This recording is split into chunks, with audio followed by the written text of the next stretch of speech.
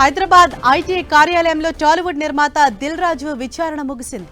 దాదాపు 2 గంటల పాటు దిల్ రాజును విచారించారు ఐటీ అధికారులు. మరోసారి ఎప్పుడు పిలిచినా అందుబాటులో ఉండాలని ఐటీ శాఖ అధికారులు దిల్ రాజుకు సూచించారు.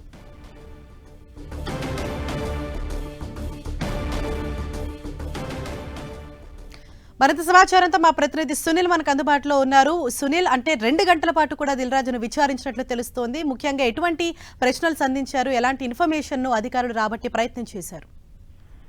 గతంలో మనం చూసాం దిల్ రాజు నివాసాలపై 4 రోజుల పాటు సోదాలు చేసినటువంటి ఐటీ శాఖ అధికారులు తాజాగా ఆ సోదాల సమయంలో దొరికినటువంటి కొన్ని డాక్యుమెంట్స్ ని ఆధారంగా విచారణకు హాజరు కావాలంటూ కూడా దిల్ రాజుకు గతంలో నోటీస్ ఇచ్చారు. ఈ నేపథ్యంలోనే ఈ రోజు ఉదయం 10 గంటల ప్రాంతంలో ఐటీ శాఖ కార్యాలయానికి తనతో పాటు తన చార్ట్ అకౌంట్ తీసుకొని వచ్చిందన్న దిల్ రాజు కొన్ని డాక్యుమెంట్స్, బ్యాంక్ డీటెయిల్స్ తో పాటు అదేవిధంగా ఐటీ రిటర్న్స్ చెల్లింపులకు సంబంధించిన విషయంలో సంబంధించిన డాక్యుమెంట్స్, అదేవిధంగా ఫైనాన్షియర్ల దగ్గర ఇటీవల తాను నిర్మించినటువంటి 2 చిత్రాలకు తీసుకున్న ఫైనాన్స్ స్టేట్మెంట్స్ అన్ని కూడా తీసుకొని ఈ రోజు దిల్ రాజు ఐటీ కార్యాలయానికి రావడం జరిగింది. సుమారు 2 గంటల పాటు Dil Raju bank accounts details, అదేవిధంగా ట్రాన్సాక్షన్స్ ఏ విధంగా జరిపారనే దానిపై కూడా పూర్తిగా ఆధారాలు సేకరించారు. దీంతో పాటు ఇటీవల కాలంలో విడుదలైనటువంటి గేమ్ చేంజర్ కావచ్చు, సంక్రాంతికి వస్తుంది, ఈ 2 చిత్రాలకు భారీ బడ్జెట్ తో నిర్మించారు దిల్ రాజు. ఆ నిర్మాతగా వ్యవహరించిన దిల్ రాజు దానికి ఎంత ఖర్చు పెట్టాడు, ఎంత ఆదాయం వచ్చిందన్న దానిపై కూడా పూర్తిగా ఐటీ శాఖ అధికారులకు అన్ని ఆధారాలు కూడా సమర్పించినట్టు కూడా సమాచారం తెలుస్తుంది. దీంతో పాటు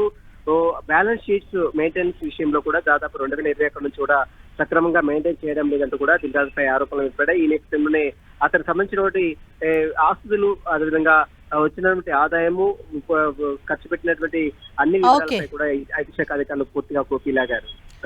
థ్యాంక్ యూ సునీల్.